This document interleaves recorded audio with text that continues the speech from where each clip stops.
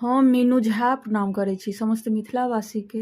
अपन माताजीके संग एकटा चैतावर लऽ कऽ उपस्थित छी। धन्यवाद। जय मिथिला, जय मैथिली। सिया जी के संग मनहारे हो राम रमत बगिया में। सिया जी के संग मनहारे हो राम रमत बगिया में। वन उपवन सब हरित भेलै हो। वन उपवन सब हरित भेलै हो। हरित पल्लव दोनों डरिया हो राम रमत बगिया में। सिया जी के संग मनहारे हो राम रमत बगिया में।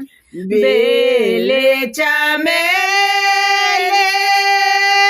जो है फुलायला। बेले चमेले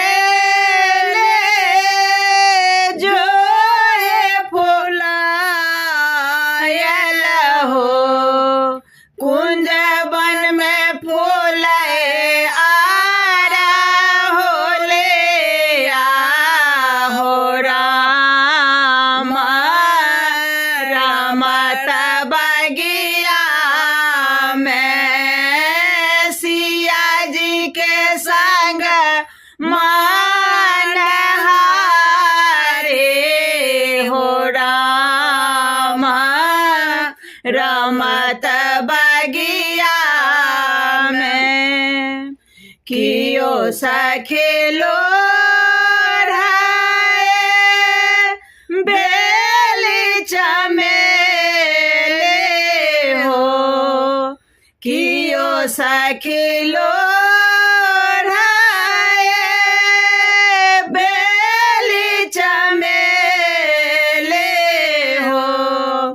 कियो सखी हार गथाबै हो राम रमत बगिया में। सिया जी के संग मनहारे